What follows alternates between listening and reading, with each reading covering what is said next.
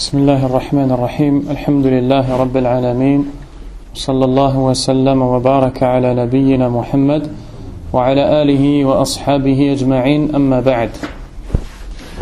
Donc, par la grâce d'Allah subhanahu wa ta'ala, on se réunit aujourd'hui et tous les samedis, Inch'Allah, entre le Maghrib et l'Isha, pour étudier un livre qui s'appelle Mi'ata Su'al wa Jawab fil Aqida, c'est-à-dire 200 questions et réponses dans la croyance. Ce livre, il a été écrit par Hafiz ibn Ahmed ibn Ali al-Hakami rahimahullah. Cet homme-là, c'est un très grand savant de l'islam qui est né en 1342 de l'année de l'Hégire. Il est né en 1342 en Arabie, près de la frontière du Yémen, dans une qarya, dans un village qu'on appelle As-Salam, à côté d'une ville connue là-bas qui s'appelle Jizan. Et il a commencé à étudier la science depuis le plus jeune âge. Et il a appris le Coran alors qu'il était encore très jeune. Et il a appris aussi les sciences de la religion de manière générale pendant qu'il était très jeune. Et son cheikh, il s'appelait Abdullah al-Qar'awi, rahimahullah. Et c'était un savant très connu. Ceux qui étudient le connaissent jusqu'au jour d'aujourd'hui.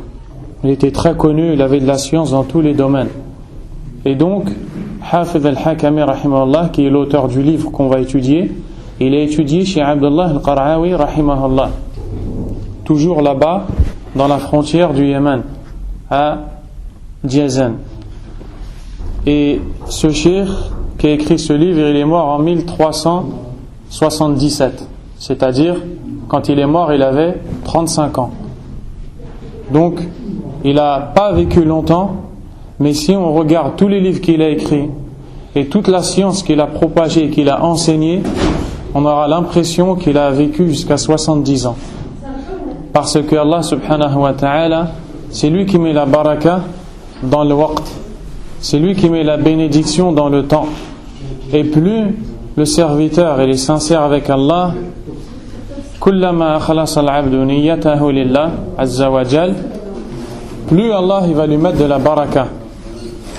Plus tu te rapproches d'Allah, plus tu fais des efforts pour Allah subhanahu wa ta'ala, plus Allah azza wa jal il te met de la baraka.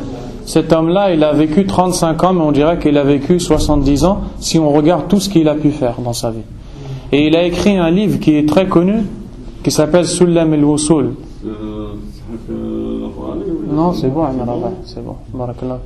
Il a écrit un livre qui est très connu, qui s'appelle Sullam al-Wusul.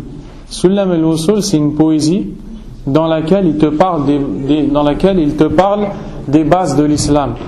Ce livre-là, il est étudié par la plupart des débutants qui étudient la science dans le domaine de la croyance. Et ce livre-là, il l'a écrit quand il avait 19 ans. Il l'a écrit, il avait 19 ans. Et les gens, ils l'étudient jusqu'à aujourd'hui. Même des gens qui ont 40 ans et 50 ans, ils étudient ce livre-là que lui, il a écrit quand il avait quel âge ? 19 ans. Parce qu'encore une fois, Allah Azza wa Jal, il met de la baraka, il met de la bénédiction à son abd, à son serviteur, quand il est pieux, quand il est obéi, quand il fait tout pour se rapprocher de lui. Et lui, il était intéressé par le fait de propager la science et de propager l'islam de façon simplifiée aux musulmans pour que les musulmans ils comprennent bien leur religion. Et parmi les livres dans lesquels il a facilité la science et l'a rapproché pour que les gens puissent la comprendre, ce livre-là qu'on va commencer à étudier, Inch'Allah. Ce livre-là, il l'a appelé 200 questions et réponses dans la Aqida. Donc, on a compris que ce domaine-là, ce livre-là, il va parler de la croyance, il va parler de l'Aqida. Donc, premièrement, qu'est-ce que ça veut dire l'Aqida ?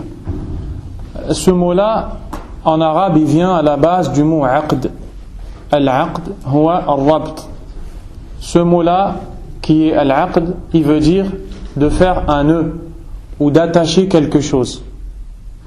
Et ilm al-aqida huwa ma uqida alayhi qalb al-insan ma'qud marbut ala hada yu'minu bihada qalbuhu marbut bihada.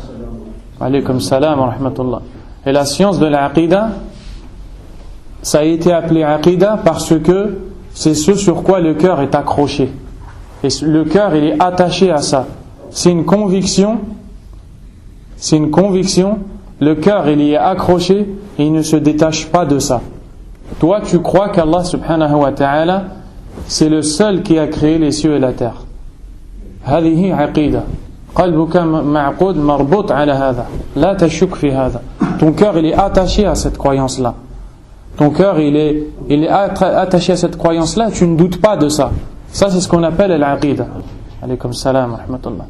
Et l'aqida, de manière générale, c'est tout ce sur quoi ton cœur s'est accroché, comme croyance, de l'invisible, des choses que tu ne vois pas. Tout ce sur quoi ton cœur il est accroché, et ce à quoi ton cœur y croit, ça s'appelle l'aqida. Et l'aqida, elle a six bases.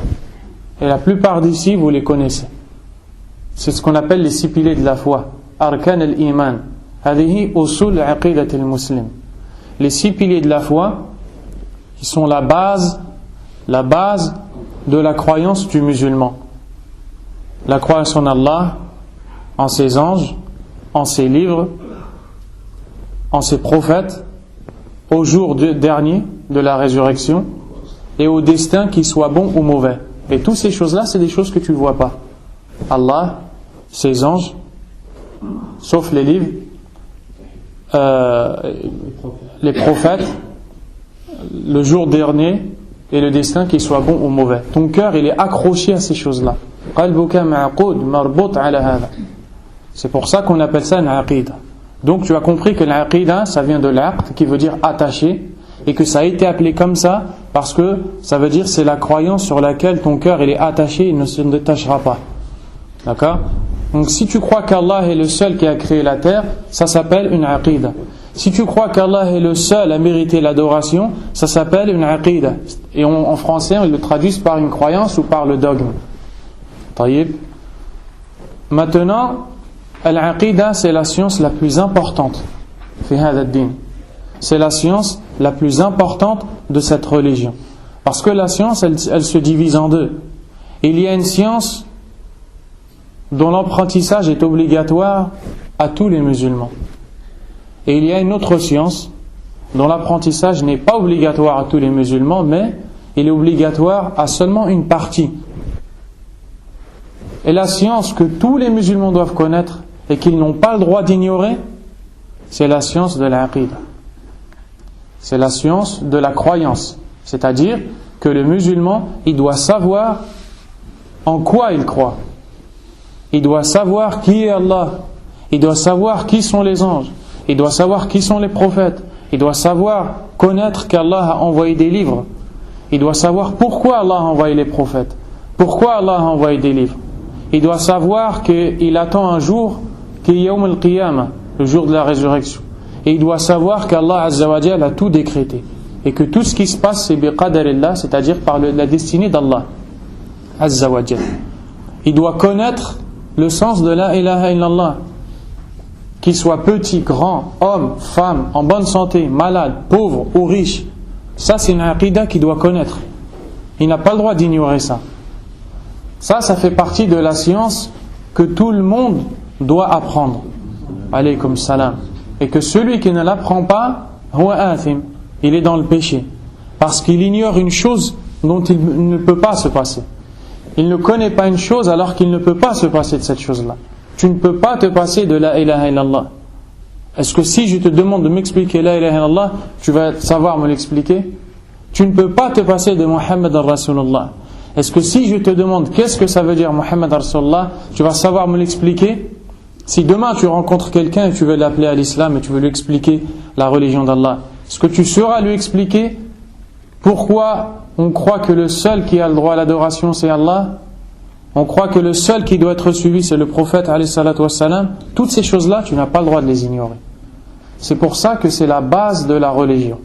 Et quand Jibril alayhi salam, il est venu voir le prophète sallallahu alayhi wa sallam dans la forme d'un homme, comme c'est rapporté par l'imam Muslim, selon Omar ibn al-Khattab radiyallahu anhu, Jibril il est venu voir le prophète alayhi salatu wassalam et il lui a dit qu'est-ce que c'est l'islam? Ensuite, le prophète il lui a répondu sur les 5 piliers de l'islam. Puis il lui a dit, qu'est-ce que l'iman? C'est quoi la foi? Et le prophète sallallahu alayhi wa sallam lui a répondu en lui citant les 6 piliers de la foi. Ensuite, Jibril a continué à lui poser des questions. Quand est-ce que l'heure arrivera? Mata yawm al-qiyamah. Quand est-ce que l'heure arrivera? Le prophète alayhi wa sallam lui a fait comprendre qu'il ne sait pas. Ensuite, Jibril lui a demandé, donne-moi des signes. Si tu ne sais pas quand l'heure viendra, donne-moi des signes. Et le prophète alayhi wa sallam lui a donné des signes. À la fin du hadith, quand Jibril il est parti, les compagnons radiyallahu anhum ne savaient pas qui était cet homme-là. Le prophète savait que c'était Jibril. Le prophète alayhi wa sallam leur a dit à Omar, sais-tu qui est venu nous interroger? Omar a répondu, Allah et son messager savent, Allah wa rasuluhu a'lam. Le prophète alayhi wa sallam a dit, Hada Jibril atakum yu'allimukum dinakum.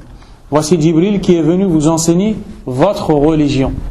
Alors que Jibril, il n'est resté qu'un moment avec le prophète alayhi wa sallam. Il n'est pas resté longtemps. Il est resté juste le temps de lui poser ces questions-là.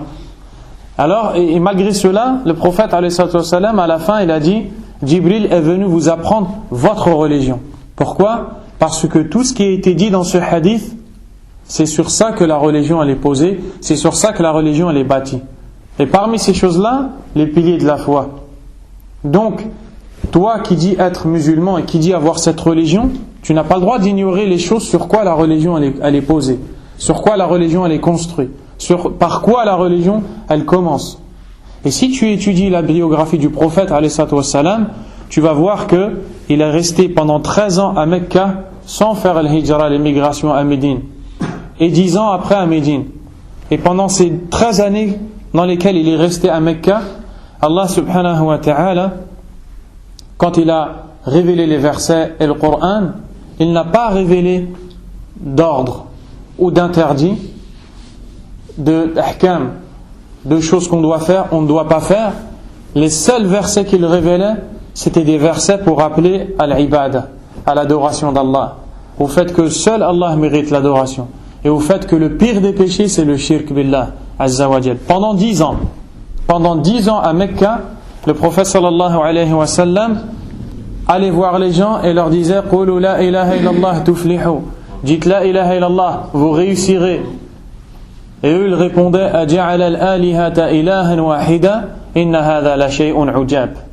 Est-ce qu'il va enlever toutes nos divinités et il va nous en laisser qu'une seule? Il veut qu'on arrête d'adorer les statues et qu'on adore que Allah? C'est vraiment étonnant cette chose. Donc le prophète alayhi salam, pendant ces 10 premières années, il n'a appelé qu'à ça. Et il n'a fait que de purifier les cœurs des gens de l'adoration d'autre qu'Allah azza wa jal. Donc allamahum al-aqidata as-salima as-sahiha. Il leur a enseigné la vraie croyance correcte. Pourquoi? Parce que le mu'min, quand sa croyance elle est forte, quand sa aqida elle est qawiyya, quand son iman il est qawi, il est fort, il est prêt à tout accepter. Il est prêt à accepter tout ce qui vient d'Allah. Tous les ordres qui viennent d'Allah, il est prêt à les mettre en pratique. Tous les interdits qui viennent d'Allah, il est prêt à les abandonner. Pourquoi?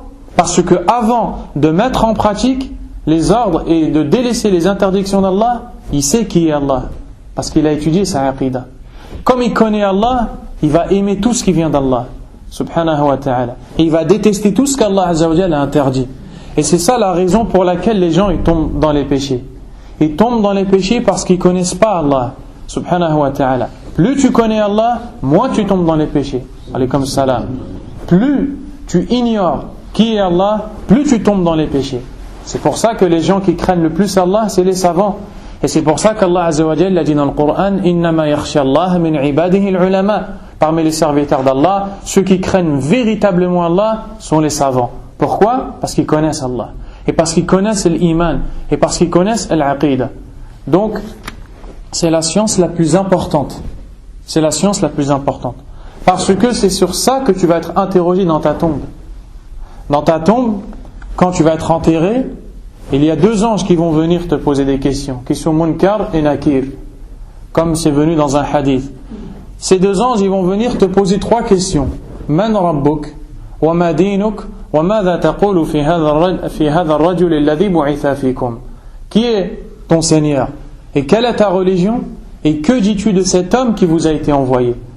Et ça, c'est la aqidah du musulman, c'est la croyance du musulman.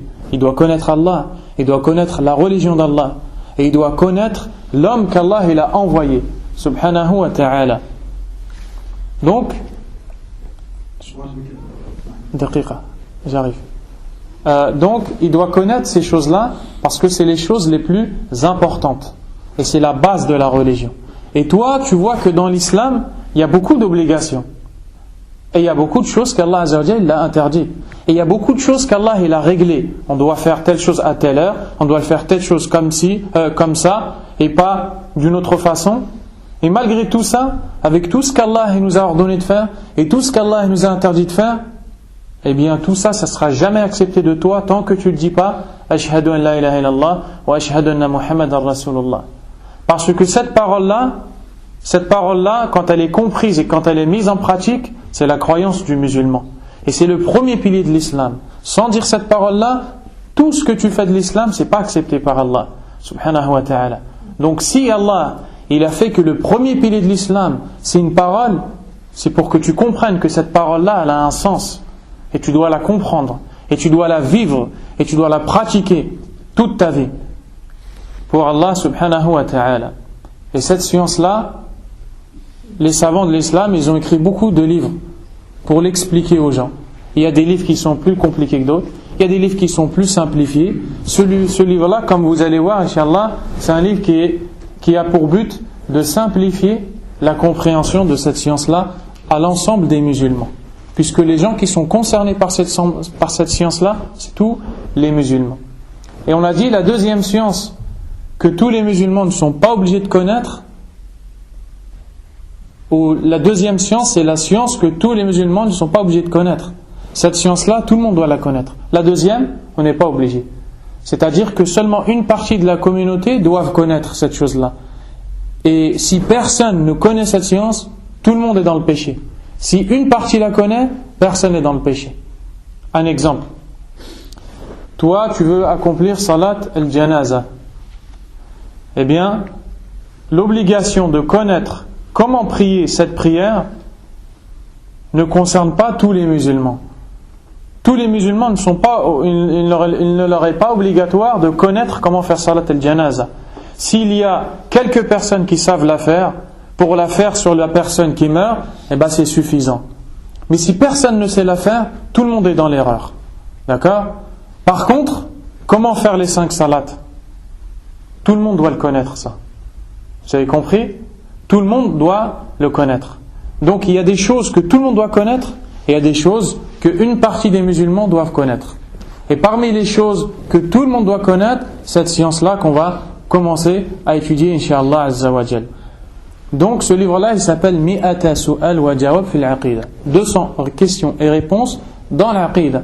Donc on comprend de ce titre que celui qui a écrit ce livre, il a enseigné la croyance d'une façon particulière sous forme de questions et réponses. Et il faut savoir que ça, c'est une des méthodes d'enseignement du prophète sallallahu alayhi wa sallam. Le prophète alayhi wa sallam, il était hakim, il avait la hikmah et la sagesse. Et il savait comment faire comprendre à celui qui est en face de lui. Et il avait plusieurs façons de faire. Et parmi ces façons de faire, il posait une question pour voir si celui qui est devant lui connaît la réponse. Et le fait de poser la question, ça va te laisser réfléchir. Et tu vas avoir envie de connaître la réponse. Et des fois, tu vas comprendre plus, ou tu vas être plus attiré que si je te dis directement l'information. Si par exemple, je te dis Abdel Karim est rentré à la mosquée, il se peut que tu vas me comprendre et que tu vas oublier après. Mais si je te dis devine qui est rentré à la mosquée, sais-tu qui est rentré à la mosquée? La première chose que tu vas faire, tu vas tourner ta tête, tu vas regarder vers la porte. Et le fait que tu tournes ta tête et tu regardes vers la porte, ça va te faire chercher. Et tu vas plus te rappeler que si je t'avais dit directement Abdel Karim est rentré à la mosquée. C'est pour ça que dans plusieurs hadiths, on voit que le prophète alayhi salam dit Atadrouna mal muflis, savez-vous celui qui a fait faillite? Connaissez-vous celui qui a fait faillite? Sahaba radiyallahu anhum, ils disent Al-muflisu fina man la dirham lahu wa la dinar. Le muflis de notre communauté, c'est celui qui a perdu les dirhams et les dinars. Et le prophète sallallahu alayhi wa sallam, il leur répond. Et il leur dit non, c'est pas ça le muflis. Le muflis, c'est celui qui a fait telle et telle chose, comme c'est dans le hadith. Des fois, le prophète alayhi salatu wa sallam, il dit ya Mu'adh. Il appelle Mu'adh radiyallahu anhu. Mu'adh, il répond labbayk ya Rasulallah. Me voici ya Rasulallah. Et le prophète sallallahu alayhi wa sallam, il répond atadri ma haqqullahi ala al-ibad wa ma haqqul ibadi ala Allah qala Allah wa rasuluhu a'lam. Il dit est-ce que tu connais le droit qu'Allah a sur ses serviteurs et le droit que les serviteurs ont sur Allah? Et Mu'adh il réfléchit et dit Allah wa rasuluhu a'lam. Alors que le prophète alayhi salatu wa sallam, il pouvait lui dire directement ya Mu'adh haqqullah ala al-ibad kadha wa haqqul ibadi ala Allah kadha. Il pouvait lui dire directement le droit qu'Allah a sur ses serviteurs, telle et telle chose, le droit que les serviteurs ont sur Allah, telle et telle chose. Mais non, il a voulu lui attirer l'attention pour qu'il retienne l'information qu'il va lui dire. Dans un autre hadith, le prophète sallallahu alayhi wa sallam, il va voir Ubay ibn Ka'b radiyallahu anhu et il lui dit ya Abal Munzir, atadri ayy ayatin fi kitabillahi ma'aka a'zam? Qala Allah wa rasuluhu a'lam. Il lui dit oh Abul Munzir, qui est son surnom, connais-tu le plus grand verset du Coran? Alors qu'il aurait pu lui dire ya Abal Munzir, a'zamu ayatin fil Coran kada kada. Il aurait pu lui dire oh Abul Munzir, le plus grand verset du Coran c'est tel et tel verset. Mais non, il lui a enseigné en lui posant d'abord la question. Pourquoi? Parce que quand tu lui poses la question, il a envie d'écouter la réponse et il va chercher. Et le fait qu'il cherche, ça va te donner envie de réfléchir, et ça va développer l'aql, et ça va développer la réflexion, et ça va t'éveiller. Et tu vas retenir après la réponse. Donc, l'auteur du livre, il a suivi la sunna. Quand il a écrit ce livre, il a suivi la sunna dans la manière d'enseigner l'aqida. Et donc, on va rentrer dans la première question, puisqu'on a dit 200 questions à réponse. Et vous allez voir que ça va être su'al, jawab. Question, réponse. Question, réponse. Et il y en a 200. Et les 200 questions à réponse, elles parlent de cette science-là, et elles parlent des bases du dîn, que le musulman doit connaître. Et le cheikh, il a commencé, rahimahullah, par une muqaddima, c'est-à-dire une introduction, dans laquelle il a loué Allah, subhanahu wa ta'ala, et il a remercié Allah de l'avoir guidé dans l'islam et dans la sunna, et il a invoqué Allah subhanahu wa ta'ala de lui faciliter ce qu'il accomplit. Et ensuite il a présenté son livre, parce que les savants, quand ils écrivent un livre, ils mettent une introduction, et dans cette introduction ils présentent le livre qu'il va enseigner aux gens. Et il a expliqué que son livre, alaykum salam, il a expliqué que son livre est très bénéfique et qu'il y a dedans beaucoup de sciences. Et il y a beaucoup de connaissances qui sont très importantes aux musulmans. Il a expliqué que dans son livre, il parle de la raison pour laquelle Allah a envoyé les prophètes et a révélé les livres. Alaykum salam wa rahmatullahi wa barakatuh. Ensuite, il a donné le titre de son livre et il est rentré dans la première question. Il a donc dit As-su'alul awwal ma awwalu ma yajibu ala al-ibad. Première question. Quelle est la première obligation qu'Allah Azza wa Jalla a donnée à ses serviteurs? Ça, c'est le début de tout. Chaque personne doit connaître quelle est la première obligation qu'il a ou qu'elle a vis-à-vis d'Allah subhanahu wa ta'ala. Chaque croyant doit connaître la première de toutes les obligations, parce que les obligations, elles sont nombreuses, mais la première doit être reconnue par l'ensemble des musulmans. Al-jawab awwalu ma yajibu ala al-ibad ma'rifatul amri alladhi khalaqahumullahu la. La réponse: la première chose qu'il est obligatoire de savoir à chaque musulman, c'est de connaître la raison pour laquelle Allah les a créés.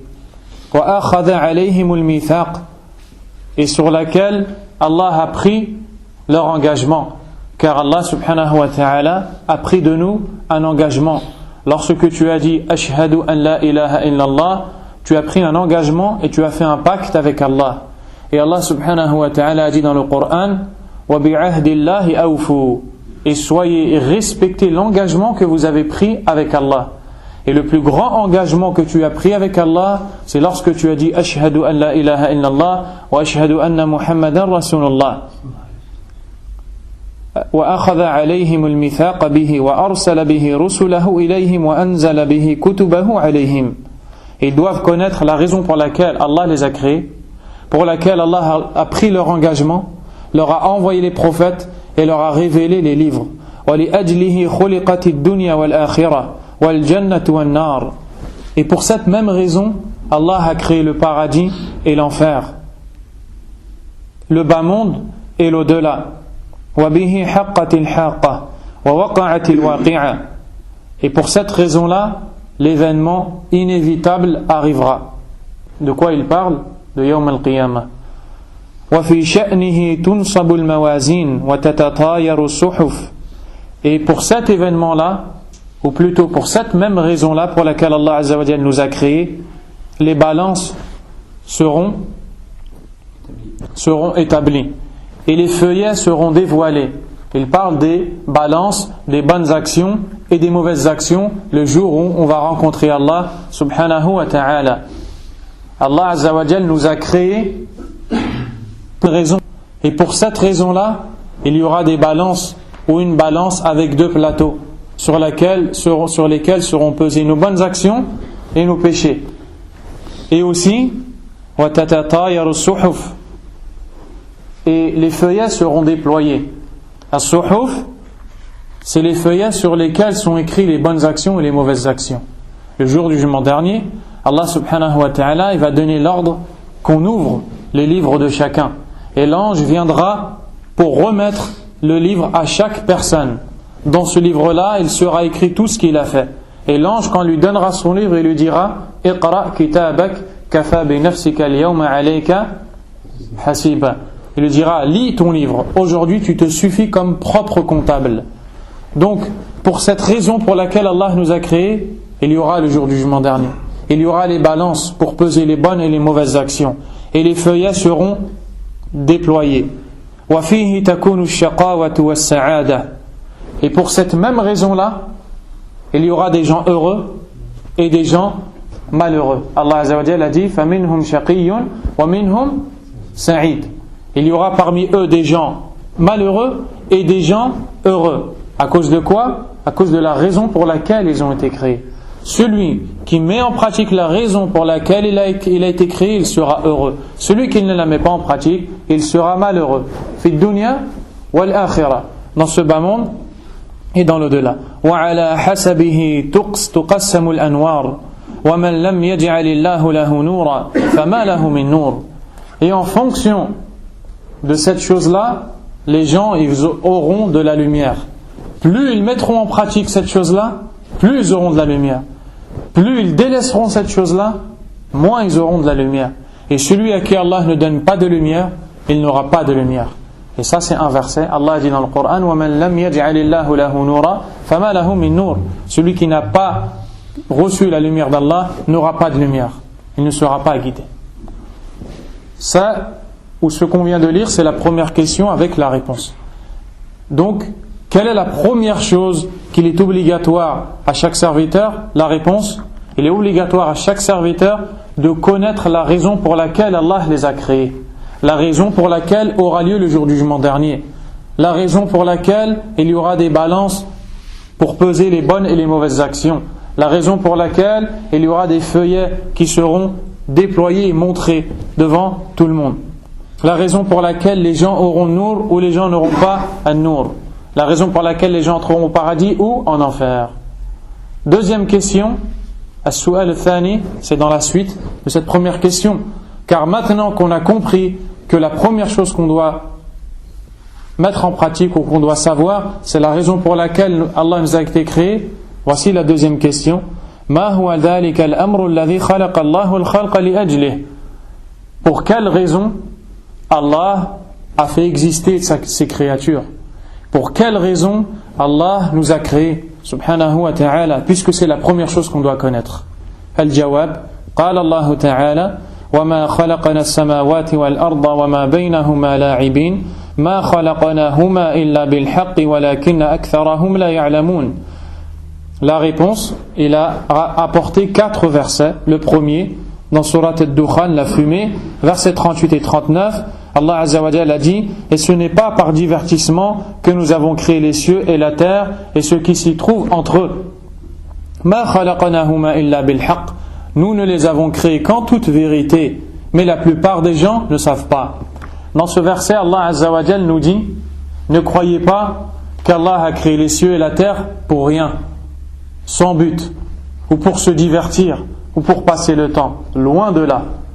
Allah ne les a créés qu'en toute vérité. Ay, ma khalaqa Allahu as-samawati wal ard illa bi hikma ou li hikmatin azima. Allah n'a créé les cieux et la terre qu'en toute vérité, c'est-à-dire que pour la vérité et que pour une immense sagesse. Walakinna akthara an-nasi la ya'lamun. Mais la plupart des gens ne savent pas. Deuxième verset cité par le Cheikh rahimahullah, wa qala ta'ala: wa ma khalaqna as-samaa wal arda wa ma baynahuma batila dhalika dhannu alladhina kafaru fawailul lil ladhina kafaru minan nar. Surat Sad, verset 27, Allah a dit: et nous n'avons pas créé le ciel et la terre et ceux qui se trouvent entre eux en vain. Batila yani bidun ghaya bidun qasd, sans raison. Allah dit qu'il n'a pas créé les cieux et la terre pour rien. Ensuite il nous dit: voici ce que pensent ceux qui ont mécru. Malheur donc à ceux qui ont mécru pour le feu dans lequel ils entreront. Donc Allah Azza wa Jal nous dit que ceux qui ne croient pas en Allah subhanahu wa ta'ala pensent que les cieux et la terre existent pour rien. Comme ça, la pluie elle tombe pour rien. Tu manges, tu bois, tu respires pour rien. Mais toi, le croyant, tu sais que toutes ces choses-là ont été créées pour une hikmah, pour une sagesse. Troisième verset, وقال تعالى: وخلق الله السماوات والأرض بالحق ولتجزى كل نفس بما كسبت وهم لا يظلمون. Surat Al-Jathiyah, l'agenouillé, verset 22, Allah a dit: et Allah a créé les cieux et la terre en toute vérité. C'est-à-dire qu'il n'a pas créé les cieux et la terre inutilement ou sans raison, en toute vérité, pour une hikmah. وَلِتُجْزَى كُلُّ نَفْسٍ بِمَا كَسَبَتْ. Et pour que chaque âme ou chaque personne reçoive la rétribution de ce qu'elle a fait, bonnes actions, récompense, mauvaises actions, punition, وَهُمْ لَا يُظْلَمُونَ. Ils ne seront pas lésés. Allah ne leur fera pas d'injustice. Donc quand le Cheikh rahimahullah a ramené ces 3 versets, il a voulu te faire comprendre qu'Allah Azza wa Jal n'a pas créé les cieux et la terre pour rien. Mais il n'a pas encore répondu à la question: pourquoi Allah a créé les cieux et la terre? Pourquoi Allah nous a créés? La réponse: وَقَالَ تَعَالَى وَمَا خَلَقْتُ الْجِنَّ وَالْإِنسَ إِلَّا لِيَعْبُدُونَ. Et je n'ai créé les djinns et les hommes que pour qu'ils m'adorent. Donc dans ce verset qui est clair, dans Surat Al-Dhariyat, le verset 56, Allah nous explique qu'il a créé les djinns et les hommes que pour qu'ils l'adorent. Et il a mis les djinns avant les hommes dans le verset parce que les djinns sont créés avant les hommes. Et les djinns sont sur terre avant l'homme. C'est pour ça qu'Allah il a dit: j'ai créé les djinns et les hommes que pour qu'ils m'adorent. Donc la raison pour laquelle les djinns et les hommes existent, la base de tout, c'est ibadatullah, l'adoration d'Allah subhanahu wa ta'ala wahdahu la sharika lah. Et c'est la raison pour laquelle Allah nous a créés. C'est la raison pour laquelle on va être jugé. C'est la raison pour laquelle les gens vont entrer au paradis et les autres en enfer. C'est la raison pour laquelle les gens vont être heureux et les autres vont être malheureux. L'adoration d'Allah tabaraka wa ta'ala. La troisième question: ma ma'na al-'abd? As-su'al al-thalith. La troisième question: qu'est-ce que veut dire al-'abd? Qu'est-ce que veut dire ce mot-là? En français, c'est traduit par serviteur.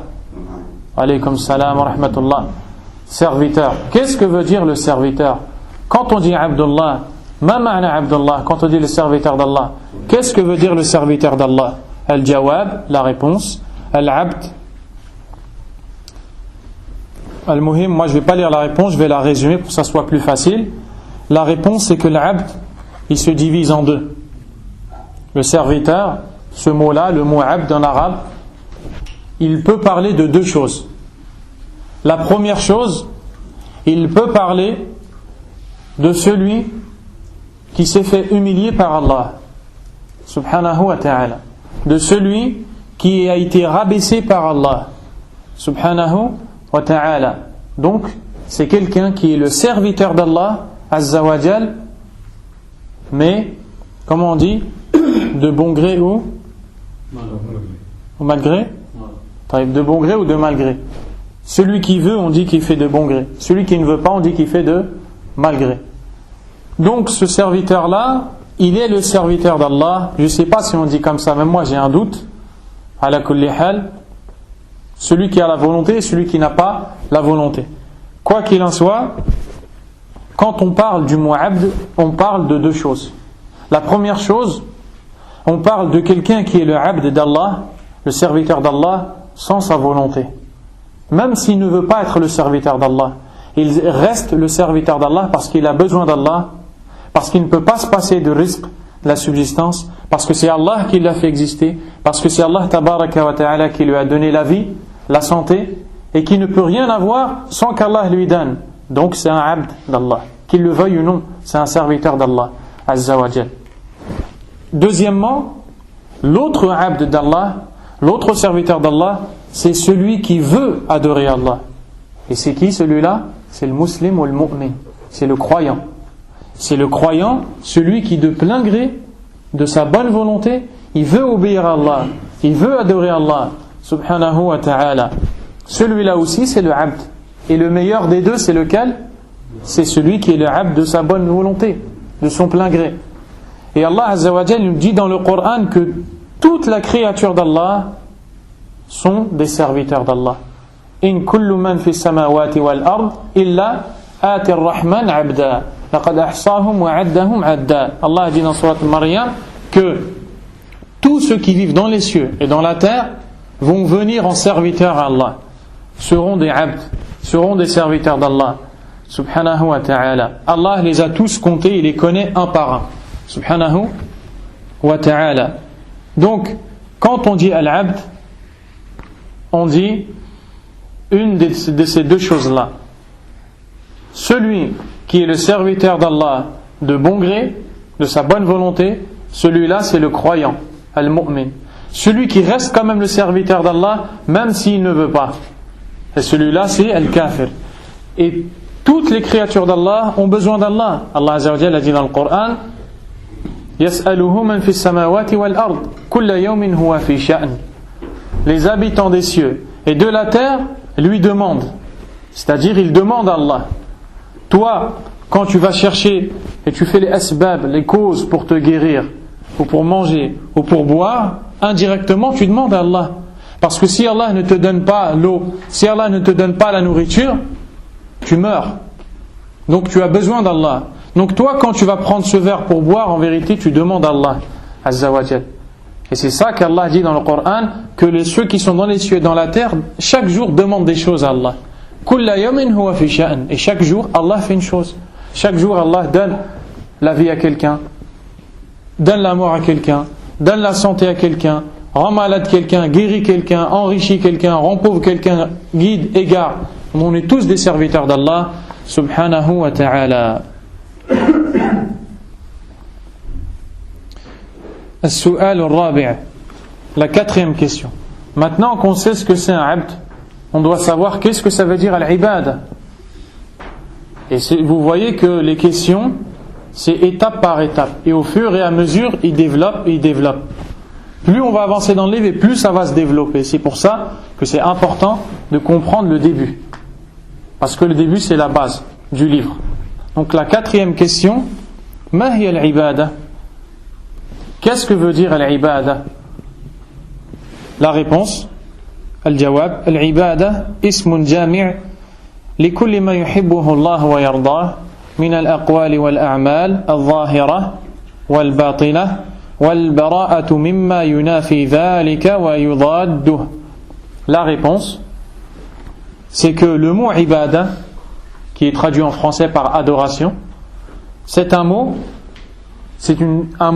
qui englobe, qui regroupe tout ce qu'Allah aime et tout ce qu'Allah est agré ou dont Allah est satisfait, comme acte ou parole, apparent ou caché.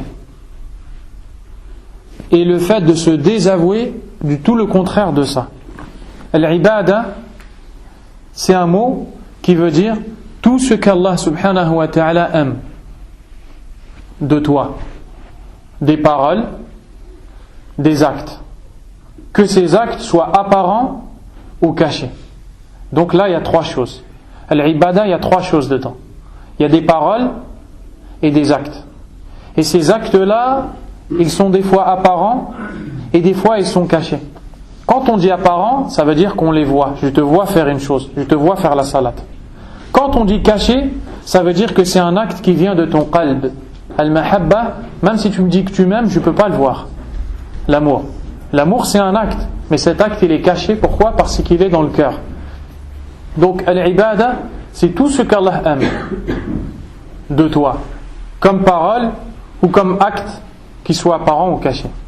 Donc, comme parole, là, ce qu'on est en train de faire, c'est une ibada. Parce qu'on est en train de dire des paroles et Allah, il aime ces paroles. Quand tu dis assalamu alaykum, tu passes le salam, c'est une ibada. Quand tu donnes une nasiha à quelqu'un, un conseil, c'est une ibada. Quand tu dis subhanallah, quand tu lis le Coran, c'est une ibada. La deuxième chose, des actes. A'mal. Hadi aqwal. Thaniya, a'mal. La deuxième chose, des actes. A'mal zahira. Des actes apparents. La prière. Si tu pries, je te vois, tu es en train de faire un acte qui est apparent. Donnez-moi des autres actes qui sont apparents. Qira'atul Qur'an, ça peut rentrer dans ça. Al-asl, c'est que c'est aqwal, mais c'est aussi un amal. C'est aussi un amal. On peut le mettre dedans. L'aumône, le hajj, hein? Le fait de jeûner, le djihad, hein? Le fait de donner une sadaqa, tout ce que tu fais, hein?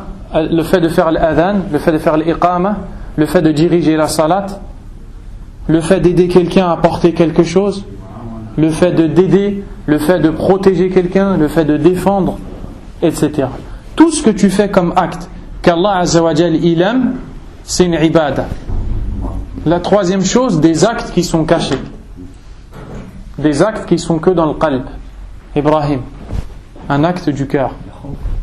Al-khawf min Allah Azza wa Jal. Si je te dis montre-moi le khawf, tu ne peux pas me le montrer. Parce que c'est dans ton cœur. Donc il y a des actes qui sont que dans le cœur. Mais on voit le résultat dans tes membres. Mais lui-même, on ne le voit pas. Mahabbatullah Azza wa Jal. L'amour d'Allah tabaraka wa ta'ala. Raja rahmatillah. L'espoir en la miséricorde d'Allah. An-niyya saliha. La bonne niyya avec Allah. Al-sidq ma'allah. Al-tawakkul ala Allah. La confiance en Allah. Al-ikhlas, la sincérité avec Allah. Al-yaqin. Al-iman billah. La croyance en Allah. Toutes ces choses-là, c'est des choses qui sont dans le cœur. On appelle ça des actes du cœur. Donc, al-ibada, ça englobe ces trois choses-là. Les paroles qu'Allah aime, les actes apparents qu'Allah aime, les actes cachés qu'Allah aime. Et je vais te les résumer avec trois choses. Première, avec la langue, subhanallah. Deuxième, avec les membres, l'accomplissement de la prière. Troisième, avec le cœur, l'amour d'Allah. Ça c'est que des exemples. Donc, al-ibada, c'est le fait de faire une de ces trois choses-là pour Allah, subhanahu wa ta'ala, et de te désavouer, de te détourner de tout ce qui est contraire à ça. Cette définition-là, elle a été donnée par l'imam Ibn Taymiyyah, rahimahullah, dans un livre qui s'appelle Al-Ubudiyya. Dans un livre qui s'appelle Al-Ubudiyya, c'est-à-dire l'adoration, ou bien la servitude. Et dans ce livre, il a donné cette définition, ici une des meilleures définitions pour l'ibada. Est-ce que c'est clair, Inch'Allah? Donc, ça c'est important de le retenir. Al-ibada, ça veut dire tout ce qu'Allah aime comme acte ou parole apparent ou caché. Tout ce qu'Allah aime, c'est une ibada si tu le fais pour Allah, et on va voir dans la suite les conditions pour qu'elle soit acceptée, pour qu'elle soit bonne, etc. Al-ibada se divise en deux. Al-ibada shar'iyya, al-ibada ash-shirkiyya. L'adoration, elle se divise en deux. l'adoration qu'Allah elle a demandé et l'adoration d'autres qu'Allah Azza wa Jal. L'adoration d'Allah, c'est l'adoration qu'Allah Tabaraka wa Ta'ala il a ordonné de faire et nous a demandé de faire. L'adoration d'autres qu'Allah, c'est l'association qui est le pire des péchés. Et quand on parle de l'ibada, pour le croyant, on parle de ibadatullah subhanahu wa ta'ala, de l'adoration d'Allah Azza wa Jal. Et il y a aussi une autre ibada qui n'est pas bonne, c'est quand elle est faite pour Allah subhanahu wa ta'ala, mais elle n'est pas faite comme le prophète sallallahu alayhi wa sallam, comme on va le voir dans les questions qui vont venir, insha'Allah ta'ala. As-su'al al-khamis, la cinquième question. Et la cinquième question, elle va être encore la suite de ça. Parce que maintenant qu'on sait ce que c'est une ibada, il y a une question qui se pose. Cette question c'est Mata yakunu al-amalu ibada. Quand est-ce que, lorsque tu fais une chose, cette chose-là deviendra une adoration, une ibada? Puisque maintenant on sait ce que c'est une ibada, comment on va différencier?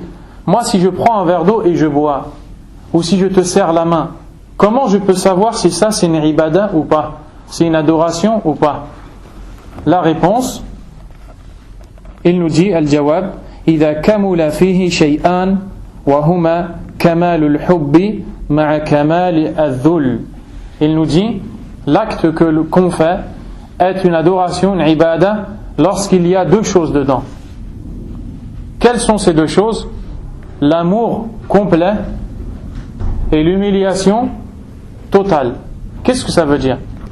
Ça veut dire que lorsque tu fais cette chose-là, lorsque tu fais ta prière tu l'as fait en aimant Allah tabaraka wa ta'ala complètement. Tu l'as fait parce que tu aimes Allah subhanahu wa ta'ala. Ta zakat, quand tu la payes parce que tu aimes Allah subhanahu wa ta'ala. Quand tu fais le pèlerinage, al-hajj, tu le fais parce que tu aimes Allah subhanahu wa ta'ala. Tout ce qu'Allah t'a demandé de faire, quand tu le fais parce que tu l'aimes. Et tu l'aimes complètement. Tu ne l'aimes pas un peu. Alaykum salam. Tu l'aimes complètement, subhanahu wa ta'ala. C'est le seul qui a ton amour total, qui a ton amour complet, c'est Allah Azza wa Jal. La deuxième chose que tu dois avoir quand tu fais une ibada, kamal dhul, c'est-à-dire que tu dois t'humilier totalement devant Allah. Ça veut dire que tu fais cette chose-là parce que tu aimes Allah Azza wa Jal et en même temps parce que tu te sens, alaykum salam, faible devant lui. Tu te rabaisses devant lui parce que c'est lui qui t'a créé, c'est lui qui t'a donné tout ce que tu as. Allah Azza wa Jalla a dit dans le Coran, Ya ayyuhan nas antumul fuqara'u ila Allah wallahu huwal ghaniyul hamid. Ô vous les hommes, vous êtes les besogneux envers Allah. C'est vous qui avez besoin d'Allah totalement. Vous êtes faible, vous êtes bas, vous êtes humilié, vous avez besoin d'Allah. Vous ne pouvez pas vous passer d'Allah. Wallahu huwal ghaniyul hamid.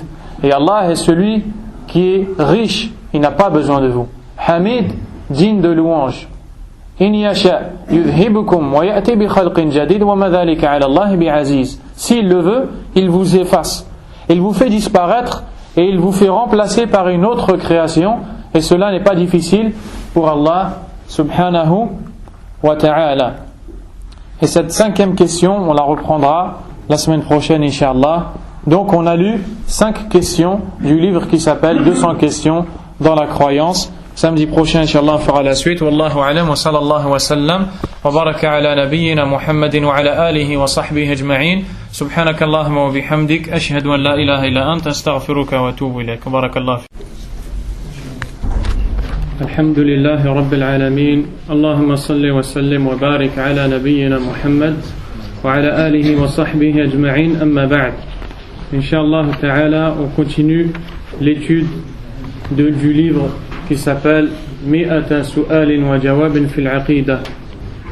200 questions et réponses dans l'aqida. Et on est au deuxième cours. On a expliqué que ce livre enseigne aux musulmans la croyance qu'il doit avoir.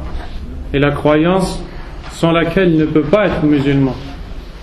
Et il l'enseigne avec une manière particulière sous forme de questions et réponses. Et c'est une manière d'enseigner du prophète sallallahu alayhi wa sallam, comme on l'a dit la semaine dernière. Et l'auteur du livre C'est Hafiz ibn Ahmad ibn Ali al-Hakami rahimahullah ta'ala. Et la semaine dernière, on s'était arrêté à la 5e question. C'est-à-dire qu'on en a lu 5. La première question était Ma awwalu ma yajibu ala al-ibad. Quelle est la première obligation qui concerne les serviteurs d'Allah?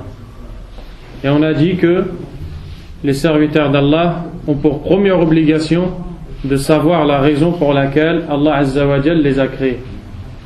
La deuxième question, Ma huwa al-amru alladhi khalaqa Allahu al-khalqa li ajlihi. Quelle est la raison pour laquelle Allah a fait exister ou a créé ces créatures? La réponse, c'était pour l'adoration d'Allah subhanahu wa ta'ala. La troisième question, Ma ma'na al-'abd. Que signifie le serviteur, celui qui adore Allah?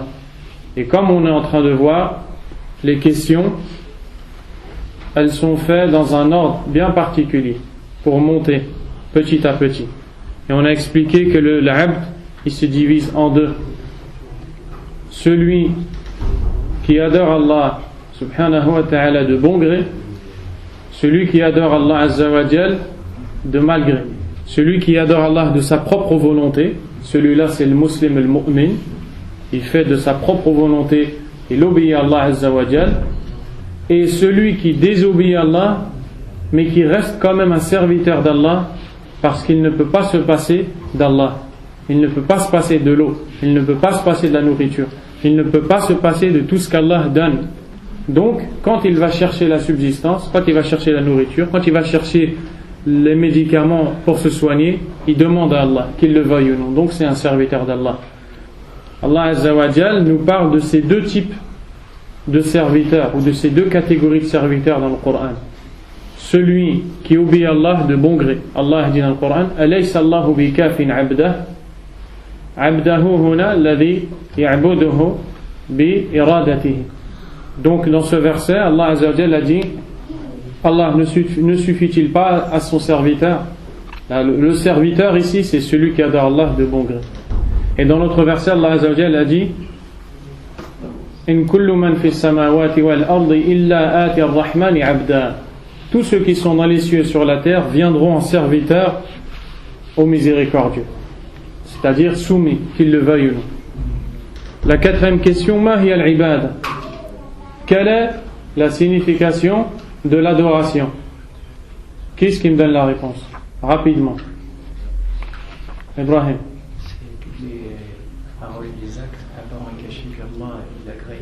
Exactement. La signification de l'adoration, qu'est-ce que ça veut dire l'ibada? Kullu ma yuhibbuhu Allah wa yardah min al-aqwali wal a'mal al-zahira wal batina. Tout ce qu'Allah aime et tout ce qu'Allah agrée comme parole ou comme acte apparent ou caché. C'est-à-dire tout ce qui vient de ta langue qu'Allah aime, tout ce qui vient de tes actes qu'Allah aime, tout ce qui vient de ton cœur qu'Allah aime, tout ça, ça s'appelle une ibada, une adoration. Un exemple des paroles de la langue, subhanallah, la lecture du Coran, passer le salam, faire une nasiha à quelqu'un, etc. Un exemple d'un acte qu'Allah aime, l'accomplissement de la prière, l'accomplissement du pèlerinage. Un exemple d'un acte caché qu'Allah aime, c'est-à-dire un acte du cœur, l'amour d'Allah, la peur d'Allah, l'espoir en Allah, subhanahu wa ta'ala. Et ensuite on est arrivé à la 5e question qu'on n'avait pas complétée, qu'on n'avait pas terminée. La 5e question c'était Mata yakunu al-amalu ibada. Quand est-ce que l'acte devient une adoration? Pourquoi on pose cette question? Parce que on vient d'expliquer dans la question précédente, alaykum salam, que l'adoration signifie tout ce qu'Allah aime comme acte et parole. Et comment on sait maintenant quand est-ce que l'acte devient une adoration? Comment on peut savoir lorsque je bois un verre d'eau? Est-ce que c'est une ibada ou pas? Lorsque je fais quelque chose, lorsque je mange, est-ce que c'est une ibada ou pas? On va y arriver. Donc la réponse c'est quoi? إذا كمل الجواب إذا كمل فيه شيئان وهما كمال الحب مع كمال الذل. C'est-à-dire que l'acte devient une adoration lorsque deux choses sont complètes avec. C'est-à-dire lorsque tu fais complètement ou correctement deux choses, cet acte devient une adoration. C'est-à-dire que lorsque tu fais un acte, une ibada, sans une de ces deux choses-là, ce n'est pas une ibada chez Allah Azza wa Jal. Et pour que ce soit une ibada, une adoration chez Allah Azza wa Jal, il te faut absolument avoir ces deux choses-là dans tout ce que tu fais pour obéir à Allah Azza wa Jal. Quelles sont donc ces deux choses? La réponse, Kamal al-Hubbi, c'est-à-dire l'amour d'Allah, l'amour total. C'est-à-dire que lorsque tu fais n'importe quel acte avec lequel tu recherches la récompense d'Allah Azza wa Jal, tu dois le faire parce que tu aimes Allah. Tu ne dois pas le faire juste parce que c'est une obligation ou juste parce que c'est obligatoire. Tu le fais parce que tu aimes faire ça. Chaque chose qu'Allah Azza wa Jal t'a légiféré ou t'a demandé de faire, tu dois le faire parce que tu aimes Allah et parce que tu aimes faire ça. Et c'est ça le croyant. Le croyant, il ne fait pas une chose parce qu'il est contraint, parce que sinon il va se faire punir ou châtier. Là, il fait parce qu'il aime Allah Azza wa Jal, subhanahu wa ta'ala. La deuxième chose, ma'a kamal et dhul, c'est-à-dire avec l'humiliation devant Allah. Qu'est-ce que ça veut dire? Ça veut dire que toi, tu reconnais que tu es un abd dhaif, tu es un serviteur d'Allah, tu es faible, tu as besoin d'Allah. Allah Azza wa Jalla a dit dans le Coran, Ya ayyuhan nas, antumul fuqara'u ila Allah, wallahu huwal ghaniyul hamid. Al-ghani la yahtaj ilaykum. Al-hamid yastahiqu al-hamd Azza wa Jalla. Donc Allah dans ce verset nous dit, ô vous les hommes, vous êtes les besogneux envers Allah. C'est-à-dire, vous avez besoin d'Allah Azza wa Jalla. Vous ne pouvez pas vous passer d'Allah. Vous êtes faible. Lorsque vous êtes malade, ce n'est qu'Allah qui vous donne la guérison. Lorsque vous avez faim, ce n'est qu'Allah Azza wa Jal qui vous donne la nourriture. Lorsque vous avez soif, ce n'est qu'Allah Azza wa Jal qui vous donne à boire. Allah Azza wa Jal a dit dans le hadith al-Qudsi, un hadith Qudsi, c'est une parole d'Allah qui n'est pas dans le Coran, mais que Allah a dit à Jibril, puis Jibril l'a dit au prophète sallallahu alayhi wa sallam, sans que cette parole fasse partie du Coran. Il est rapporté par Muslim selon Abu Dharr al-Ghifari radiyallahu anhu. Allah Azza wa Jalla a dit, Ya ibadi, kullukum dallun illa man hadaytu, fastahduni ahdikum. Ô mes serviteurs, vous êtes tous égarés, tous perdus, sauf celui que j'ai guidé. Demandez-moi donc de vous guider, je le ferai. Ya ibadi, kullukum ja'i'un illa man at'amtu, fastat'imuni ut'imkum. Ô mes serviteurs, vous êtes tous affamés, vous avez tous besoin de manger, vous avez tous faim, sauf celui à qui je donne la nourriture. Demandez-moi de vous nourrir et je vous donnerai la nourriture. Ya ibadi kullukum 'arin illa man kasawtu fastaksuni aksukum. Ô mes serviteurs, vous êtes tous nus, sauf celui que j'ai vêtu, sauf celui à qui j'ai donné des vêtements. Demandez-moi donc des vêtements et je vous en donnerai. Donc Allah Azza wa Jalla nous explique qu'on ne peut pas se passer de lui. C'est pour ça que les compagnons du prophète radiyallahu anhum, les sahaba, ils invoquaient Allah et ils demandaient à Allah toutes choses. Même lorsqu'ils mettaient les claquettes qu'on appelle les tongs. Les tongs, c'est les claquettes dans lesquelles il y a une ficelle qui passe entre les deux doigts de pied, le pouce et le deuxième. Je ne sais pas comment on dit. Al-Muhim, cette claquette-là, quand la ficelle qui passe ici entre les deux doigts, elle se craquait, ils levaient leurs mains et disaient à Allah, donne-moi une autre meilleure. Pourquoi? Parce que c'est ça le abd al-dhaif, le vrai abd d'Allah, le vrai serviteur faible qui ressent le besoin qu'il a envers Allah Azza wa Jal. Toi, quand tu regardes la création des cieux et de la terre, quand tu médites, tata'ammal fi khalqis samawati wal ard, tara dha'fak wa quwwat Allah wa hajataka ila Allah Azza wa Jal. Quand tu regardes tout ça, tu vois ta faiblesse et la force d'Allah. Tu vois que tu es incapable et Allah il est capable de tout. Donc qu'est-ce que ça va faire dans ton cœur? Tu vas te rabaisser devant Allah. C'est ça qu'on appelle kamal al-dhul. Toi, quand tu fais salat lillah Azza wa Jal, tatadallalu lillah, tu te rabaisses devant Allah Azza wa Jal. Quand tu donnes de la zakat ou quand tu payes l'aumône, ou tu donnes une sadaqa, tu le fais parce que tu te rabaisses devant Allah. Ya Allah, anta alladhi a'taytani hadha al-mal wa ana atadhallalu laka bitasadduqi bihi. Oh Allah, tu es celui qui m'a donné cet argent et je me rabaisse devant toi en donnant un peu aux pauvres. فكل عبادة لا بد فيها من كمال حب الله وكمال ذل العبد لله عز وجل وإلا فهذا العمل ليس عبادة. Chaque adoration a besoin pour être correcte de l'amour en Allah Azza wa Jalla, l'amour d'Allah total, et deuxièmement de l'humiliation devant Allah. Tu dois te rabaisser, tu dois te sentir faible devant Allah subhanahu wa ta'ala. Maintenant, on a besoin de la preuve de ce qu'on est en train de dire. C'est pour ça que le cheikh a dit قال الله تعالى والذين آمنوا أشد حبا لله.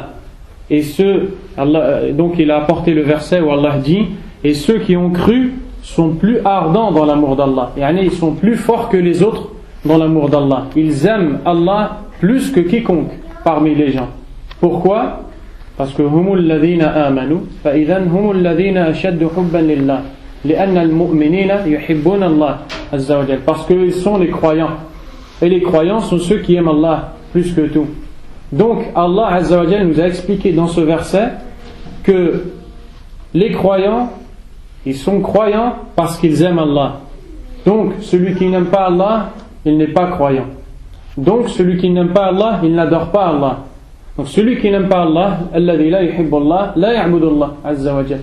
Il ne peut pas adorer Allah. Donc on a compris que pour être un croyant, il faut aimer Allah, et pour adorer Allah, il faut aimer Allah Azza wa Jalla. La deuxième chose, وقال تعالى إن الذين هم من خشية ربهم مشفقون. Allah Azza wa Jal, dans Surat al-Mu'minun, dans plusieurs versets, il va nous donner des descriptions de ceux qui ont peur d'Allah et de ceux qui veulent rentrer au paradis. Et parmi les descriptions de ces gens-là, qu'est-ce qu'ils font? Comment ils sont? Allah a dit, certes, ceux qui sont pénétrés de la crainte de leur Seigneur, c'est-à-dire que la peur d'Allah est rentrée dans leur cœur. Ils ont complètement peur d'Allah Azza wa Jal. Pourquoi ils ont peur d'Allah? Parce que quand ils regardent les péchés qu'ils ont, le mal qu'ils font, et tout ce qu'Allah leur a donné comme bien et comme ni'ma, ils sont obligés d'avoir peur d'Allah. Quand ils entendent la description de Yawm al-Qiyamah, le jour du jugement dernier, comment ça va se passer, ils sont obligés d'avoir peur d'Allah. Quand ils entendent par exemple le hadith qui est rapporté par l'imam al-Bukhari, selon Anas ibn Malik radiyallahu anhu, hadith al-Shafa'a al-Tawil, le grand hadith qui est appelé hadith al-Shafa'a, quand on voit le prophète sallallahu alayhi wa sallam nous explique que les gens vont attendre le commencement ou le début du hisab, du jugement. Et ce jour-là, il va durer 50 000 ans. Et le soleil va descendre tellement bas que les gens vont commencer à transpirer. Et en fonction des péchés des gens, les gens ils vont transpirer plus ou moins. Plus il a fait des péchés, plus il va transpirer. Certains vont transpirer jusqu'à la cheville. Certains vont transpirer jusqu'au genou. Certains vont transpirer jusqu'à la hanche. D'autres jusqu'à la clavicule. D'autres jusqu'aux oreilles. Jusqu'à se noyer dans la transpiration à cause de leurs péchés. Le prophète sallallahu alayhi wa sallam, il dit que les gens, ils vont attendre. Ils ne pourront plus supporter l'attente. Ils vont se diriger vers Adam alayhi salam. Et ils vont lui demander, Ya Adam, tu es le premier qu'Allah a créé. Allah t'a créé de turab avec sa main, Azza wa Jal. Demande à Allah qu'il fasse commencer pour nous le jugement. Adam va refuser, il va dire, allez voir Nuh. Nafsi, nafsi. Allez voir Nuh. Itu Nuhan awwala rasulin ba'athahu Allah ila ahli al-ard. Aujourd'hui, je ne peux penser qu'à moi.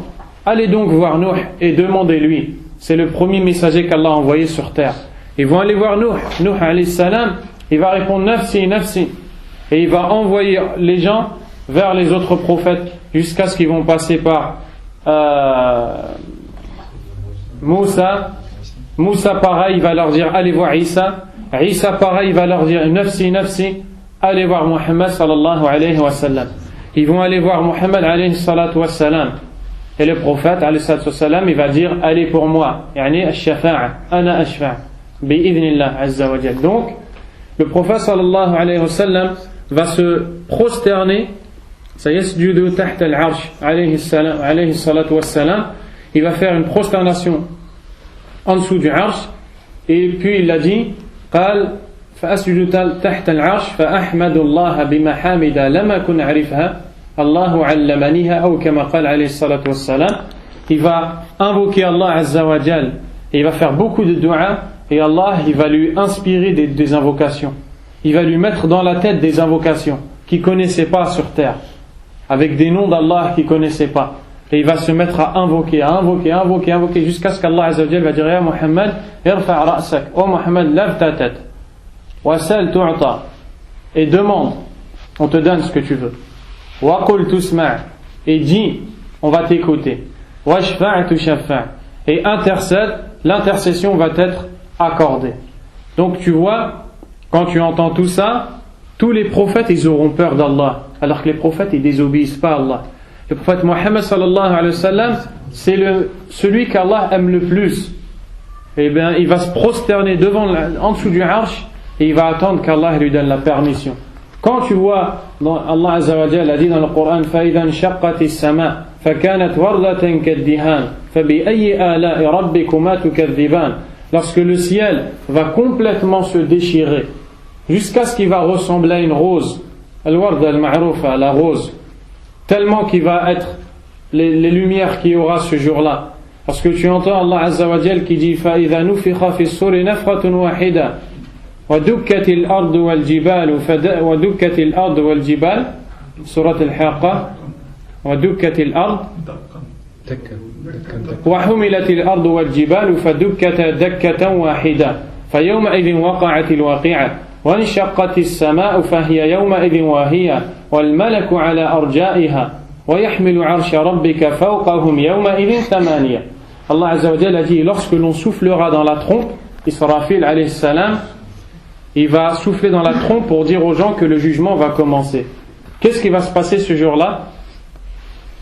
Allah Azza wa Jal va soulever le ciel et la terre, et il va ordonner à ce qu'on les relâche d'un coup, et ils vont complètement s'éclater, et ils vont se transformer en poussière, comme Allah a dit dans l'autre verset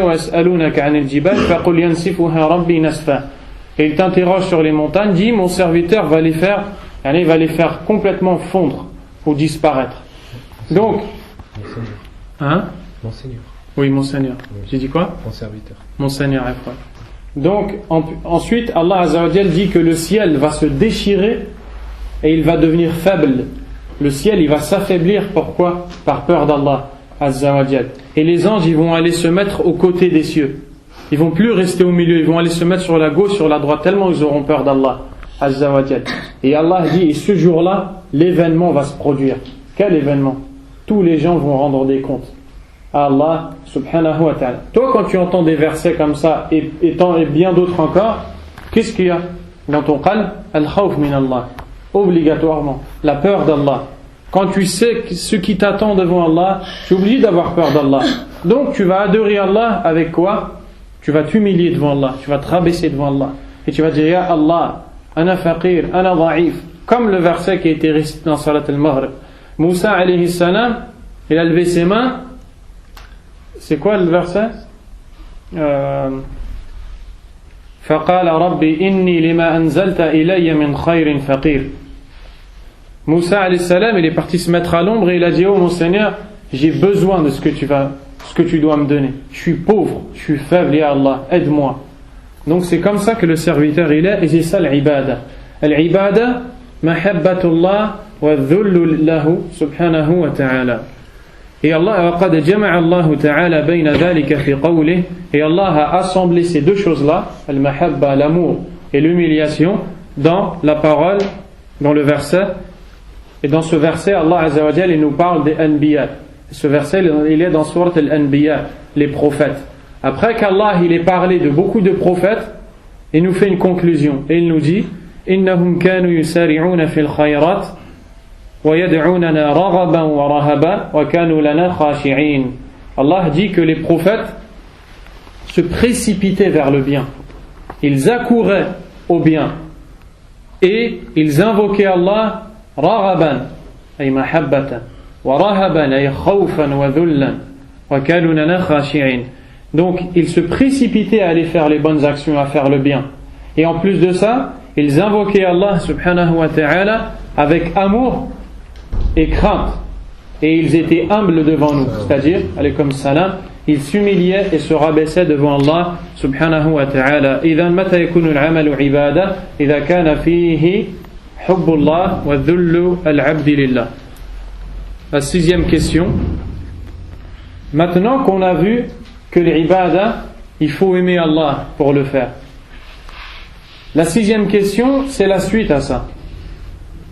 ما علامة محبة العبد ربه عز وجل ما الدليل على أنك تحب الله سبحانه وتعالى. Quel est le signe nous montrant que le serviteur aime son Seigneur?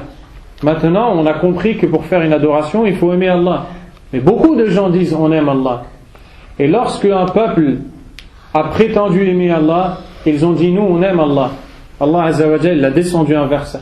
أنزل الله عز وجل قوله عز وجل قل إن كنتم تحبون الله فاتبعوني يحببكم الله ويغفر لكم ذنوبكم الله غفور رحيم.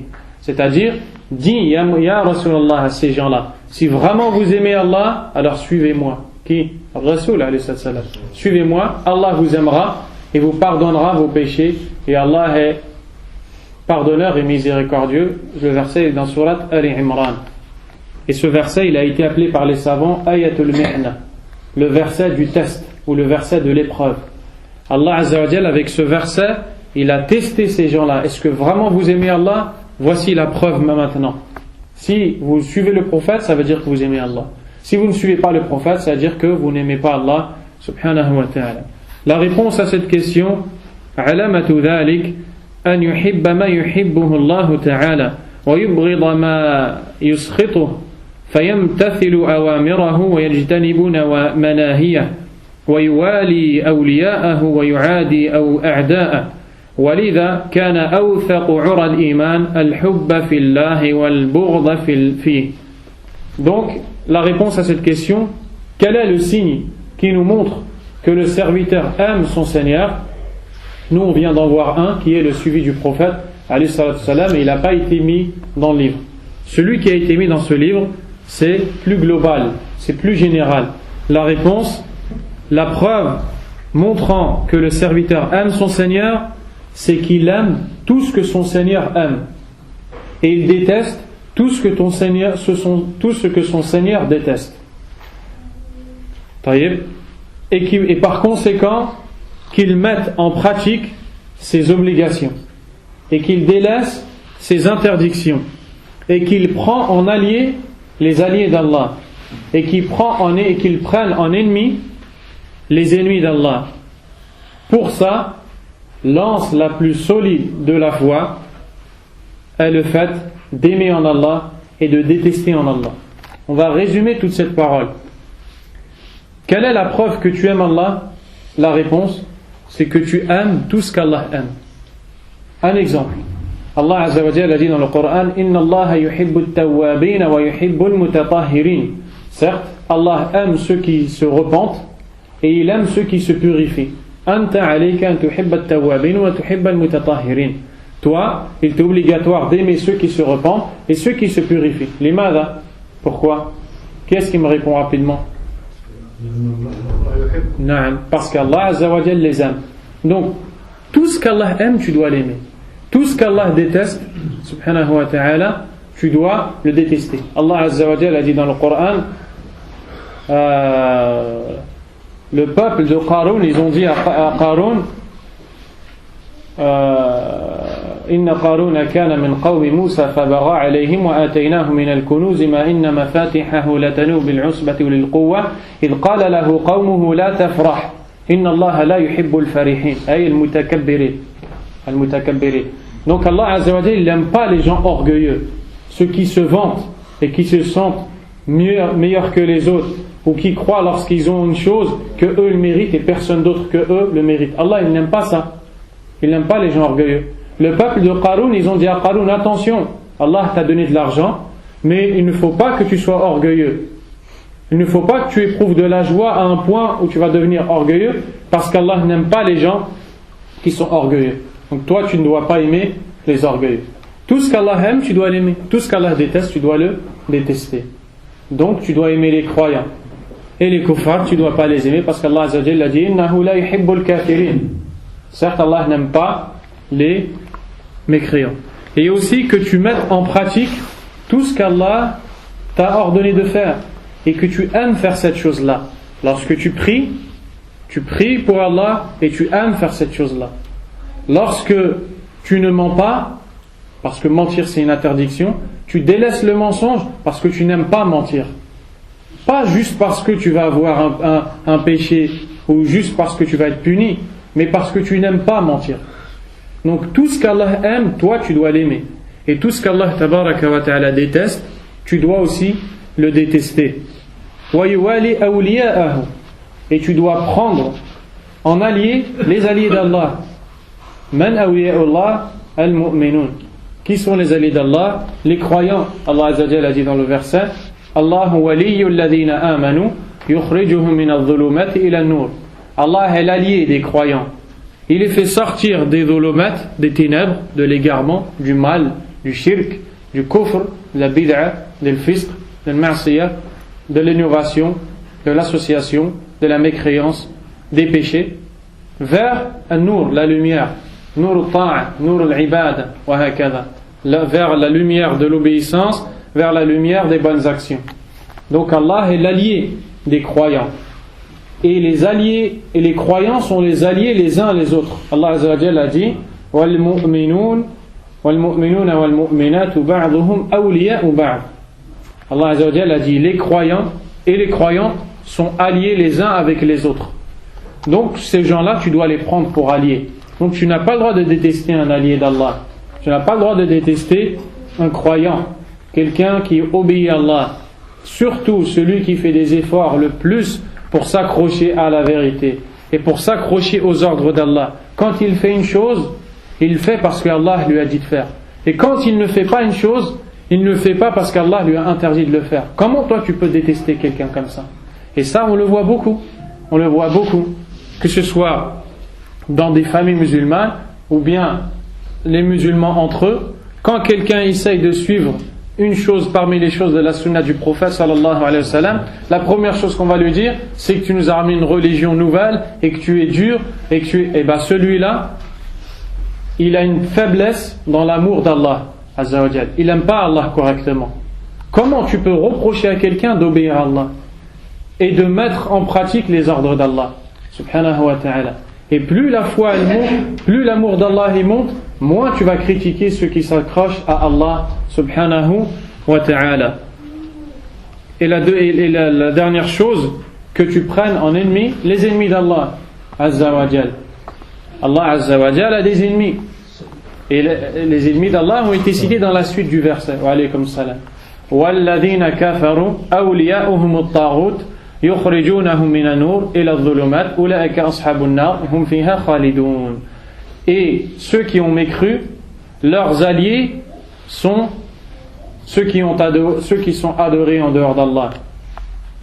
Leurs alliés sont tous ceux qui sont adorés en dehors d'Allah. Ils les ont fait sortir de la lumière du khayr, la lumière de l'obéissance, la lumière des bonnes actions, pour les emmener dans les ténèbres des péchés, les ténèbres de la désobéissance. Voici ceux qui seront les habitants de l'enfer et ils y demeureront éternellement. Donc Allah Azza wa Jalla a divisé ses serviteurs en deux. قسم الله عز وجل عباده إلى قسمين إلى أوليائه وأعدائه. Il a divisé ses serviteurs en deux, les alliés et les ennemis. Toi, le croyant, qu'est-ce qui t'est demandé de faire si vraiment tu aimes Allah?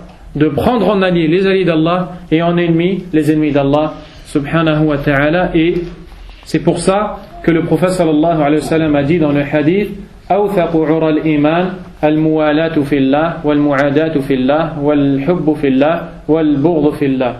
L'anse la plus solide de la foi, l'anse yani la corde la plus solide sur laquelle tu peux t'accrocher de la foi, c'est le fait de prendre en allié les alliés d'Allah, en ennemi les ennemis d'Allah, d'aimer pour Allah et de détester pour Allah subhanahu wa ta'ala. La 7e question, as-su'al as-sabi'. Et nous, on a dit que toutes les questions, elles se suivent. Maintenant qu'on a compris les signes qui montrent que la personne aime Allah Azza wa Jal, il y a une question qui vient, cette question, بِمَاذَا عَرَفَ الْعِبَادُ مَا يُحِبُّهُ اللَّهُ وَيَرْضَاهُ. Comment les serviteurs d'Allah peuvent connaître ce qu'Allah aime et ce qu'Allah agrée?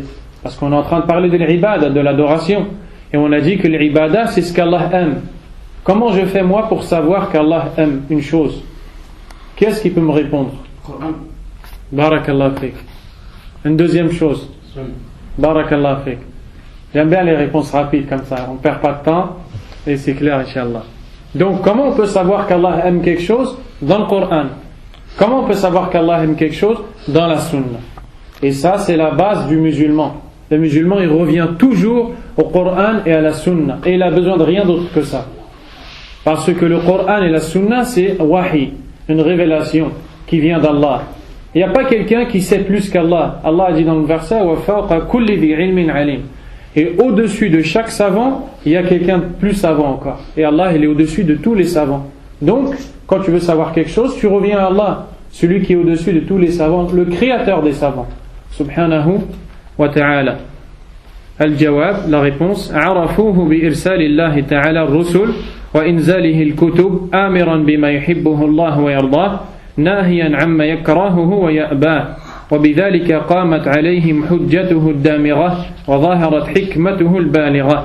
La réponse, les serviteurs d'Allah savent qu'Allah aime une chose par l'envoi des messagers et par la révélation des livres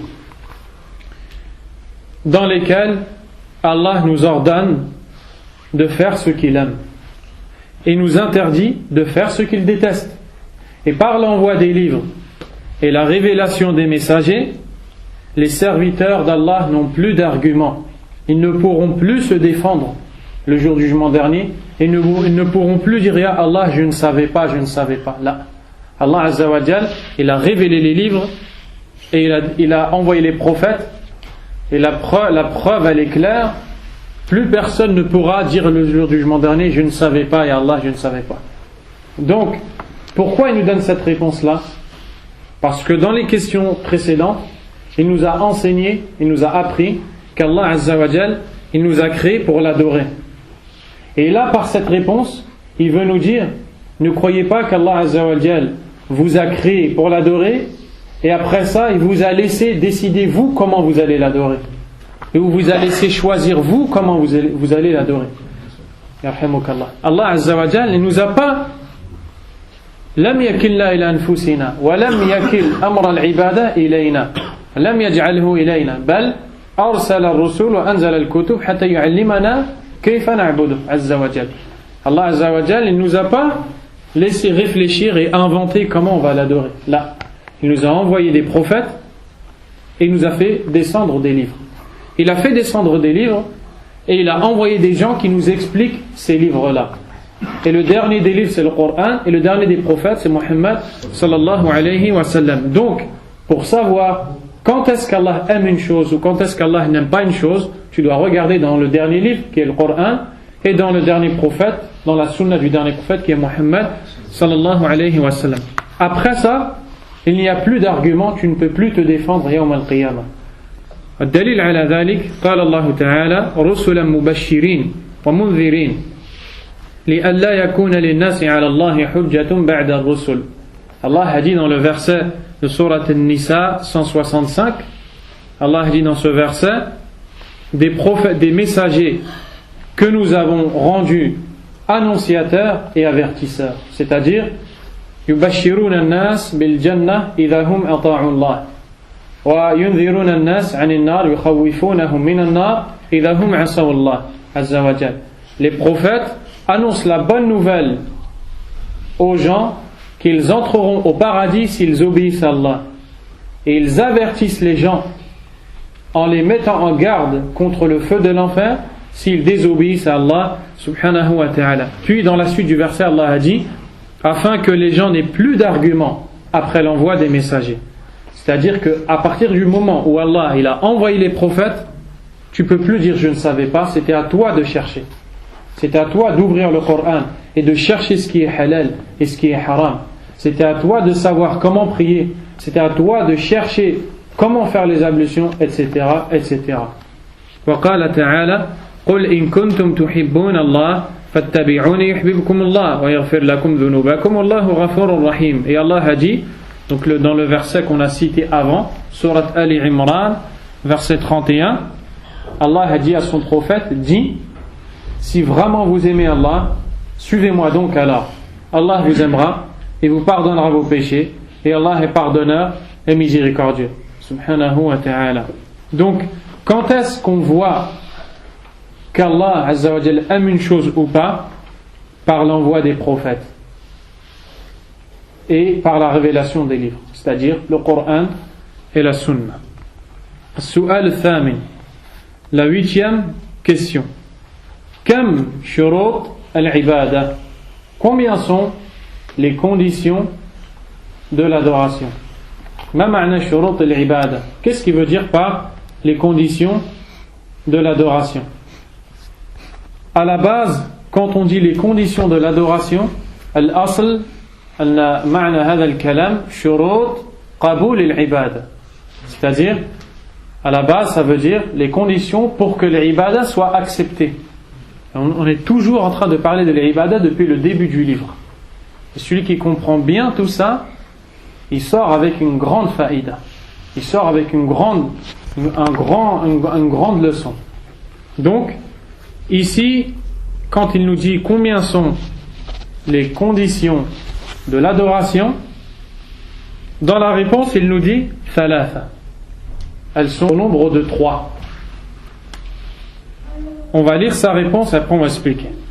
Al-awwal, la première, sidqul azima, wa huwa shartun fi wujudiha. La véracité dans, comment c'est écrit en français, Ibrahim? La sincérité de la résolution. On va dire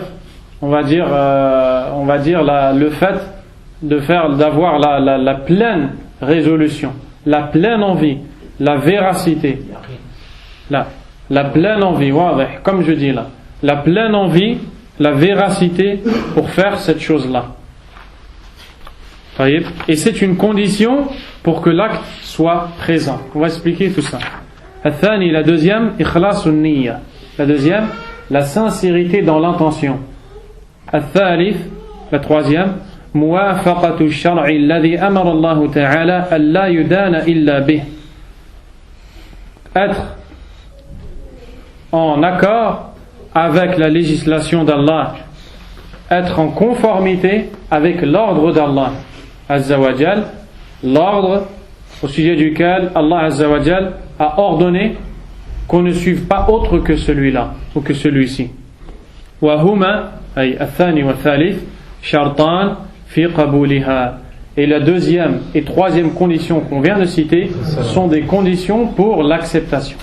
Donc maintenant on a compris que quand il dit les conditions de l'adoration, il nous a donné les conditions pour faire une adoration, et il n'y en a qu'une, et les conditions pour que l'adoration après ça elle soit acceptée, il y en a 2. Donc quand tu veux faire une adoration, la première chose qu'il te faut, as-sidq fi al-azima, il faut que tu aies la pleine résolution de faire ça, c'est-à-dire que tu sois véridique et que tu aies vraiment envie de faire cette chose-là. Pourquoi? Parce que les munafiqun, comme on va le voir après dans le livre, les hypocrites, ils font des salawats, mais ils n'ont pas cette pleine envie de faire ça. Et Allah Azza wa Jal, quand il a parlé d'eux, il a dit qu'ils sont paresseux, c'est-à-dire qu'ils n'ont pas envie en vérité. وَإِذَا قَامُوا إِلَى الصَّلَاةِ قَامُوا كُسَالًا. Et lorsqu'ils se lèvent à la prière, ils se lèvent paresseux. Ils se lèvent paresseux, يُرَاءُونَ النَّاسِ. Ils veulent que les gens les voient. وَلَا يَذْكُرُونَ اللَّهَ إِلَّا قَلِيلًا. Et ils n'évoquent Allah que très peu. Donc, le croyant, lui, il doit avoir envie. Quand il fait une adoration, il doit avoir envie, une envie pleine de la faire. Il doit être véridique dans ça. Et la deuxième et la troisième adoration, la deuxième condition et la troisième, c'est pour qu'elle soit acceptée. Donc la première condition, c'est pour faire l'acte. Quand tu veux aller faire, il te faut le sidq. Naam. C'est pas la décision. L'azima, non, l'azima c'est la foule. Ya'zam, c'est. Voilà, barakallahu fik, exactement, la détermination. Exactement, la détermination, bima'na que il est vraiment déterminé, ça y est, il veut plus faire autre chose, il veut faire ça. فإذا عزمت فتوكل على الله. Lorsque tu es déterminé, ça y est, tu veux faire la chose, place ta confiance en Allah. Alaykum salam, azza wa jal. Donc la deuxième et la troisième condition sont les conditions pour qu'Allah accepte de toi cette adoration. La deuxième, donc c'est-à-dire la première condition d'acceptation, ikhlasun niyya, la sincérité envers Allah. ما معنى هذا؟ ماذا تريد أنت بصلاتك؟ ماذا تريد أنت بحجك؟ ماذا تريد أنت بزكاتك؟ Qu'est-ce que tu veux lorsque tu pries? Qu'est-ce que tu veux lorsque tu accomplis lorsque tu payes la zakat? Qu'est-ce que tu veux lorsque tu fais le pèlerinage? Qu'est-ce que tu veux? Tu dois vouloir que la récompense d'Allah, que la satisfaction d'Allah Azza wa Jal, comme on va le voir après. La troisième condition, c'est-à-dire la deuxième condition pour qu'Allah t'accepte tes actes, c'est quoi? C'est que lorsque tu fais cette adoration, tu dois la faire exactement comme le prophète sallallahu alayhi wa sallam l'a faite. Le prophète alayhi wa sallam a dit Sallu kama ra'aytumuni usalli. Priez comme vous m'avez vu prier. Ma qala sallu faqat. Il n'a pas dit prier, c'est tout. Parce que ça ne suffit pas juste de prier. Si tu pries d'une façon différente à celle du prophète alayhi wa sallam, ta salat n'est pas acceptée. C'est-à-dire que si tu fais une chose qui change ta prière elle n'est pas acceptée. Donc tout ce que tu fais quand tu fais des adorations, tu dois les faire conformément à la sunna du prophète sallallahu alayhi wa sallam. Maintenant qu'on a vu ces trois conditions, as-sidq wal-ikhlas wa muwafaqatu sunnah, c'est-à-dire la détermination, la sincérité et être en accord avec la sunna, les trois questions qui vont venir, elles nous posent ou elles nous parlent de justement ces trois choses-là. As-su'alu at-tasi', la 9e question. Il reste combien de temps? 3 minutes. La 9e question, ma huwa as-sidqu al-azima? La 9e question, quel est le sens de la détermination? Qu'est-ce que ça veut dire être déterminé? Puisque vous êtes en train de nous dire que c'est une condition pour faire une adoration. Maintenant, expliquez-nous. C'est pour ça qu'il a mis cette question. Al-jawab, la réponse. Huwa tarku at-takasuli wat-tawani wa badlu al-juhdi fi an yusaddiqa qawlahu bi fi'lihi. Et il nous explique en disant le fait de délaisser la paresse et de ne plus être paresseux et fainéant, et de faire des efforts pour faire des actes qui vont montrer que notre parole elle est vraie. D'accord? Le délaissement de la paresse et l'accomplissement d'actes qui vont montrer qu'on est véridique. Al-Muhim, vous écrivez pas tout ça là. Ceux qui écrivent, écrivez pas tout ça, mais juste comprenez d'abord. Vous avez compris? Quelqu'un qui a la détermination, c'est quelqu'un qui fait l'acte. Et cet acte-là, il prouve que sa parole, elle est vraie. Quand il a dit j'aime Allah, ou il a dit j'aime la prière, comment on va voir qu'il aime la prière? Il est déterminé, il prie à l'heure, il prie à la mosquée. Il se lève le matin, il ne fait pas le fainéant. Comme ceux qui se lèvent à 10h du matin, ou comme ceux qui se lèvent à 11h. Ils n'ont aucune honte d'Allah, Azza wa Jal. Ils se lèvent à 10h du matin, wal-iyadhu billah, et ils prient comme un coq. Celui-là, il n'est pas sadiq ma'Allah, abadan.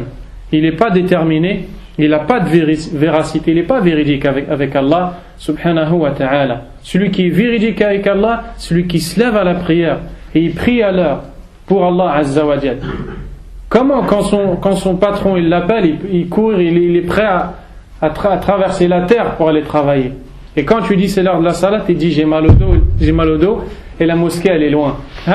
مش صادق مع الله. Il n'est pas صادق avec Allah عز وجل. قال الله تعالى, Allah a dit يا أيها الذين آمنوا لما تقولون ما لا تفعلون كبر مقتا عند الله أن تقولوا ما لا تفعلون. Allah a dit dans Surat As-Saff, le rang, versets 2 et 3, ô vous qui avez cru, pourquoi dites-vous ce que vous ne faites pas? Pourquoi vous dites j'aime Allah et vous ne priez pas? Pourquoi vous dites j'aime pas la dunya et vous ne payez pas la zakat? Pourquoi vous dites c'est mon rêve de faire le hajj et vous ne le faites pas? Pourquoi vous dites c'est pas bien de mentir et vous mentez? Pourquoi vous dites qu'il faut obéir à Allah et vous désobéissez à Allah? كبر مقتا عند الله أي الله يكره هذا ويمقت هذا مقتا عظيما. Allah Azza wa Jal déteste ça, déteste énormément ça, qu'on dise ce qu'on ne fait pas. Donc cette 9e question était qu'est-ce que veut dire la détermination ou la véracité? La réponse, ça veut dire délaisser la paresse et mettre en pratique des actes qui montrent qu'on est véridique, parce que Allah déteste qu'on dise une chose qu'on ne fait pas. La suite, on reprendra à partir de la 10e question qui aura pour sujet Ma ma'na ikhlas an-niyya, qu'est-ce que veut dire la sincérité dans l'intention?